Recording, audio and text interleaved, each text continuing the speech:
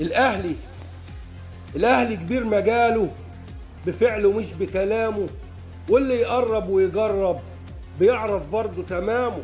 الاهلي عم القاره ومشرف جوه وبره، وفي اي حته كبير معروف اسمه ومقامه.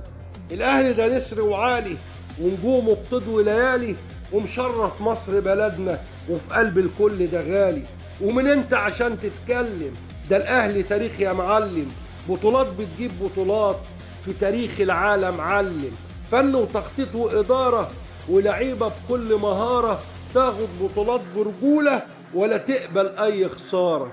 ما هو أصله بابا الشغلانة ومعاه الليلة خلصانة، لو يخسر يوم أو يتعادل جماهيره تنام زعلانة.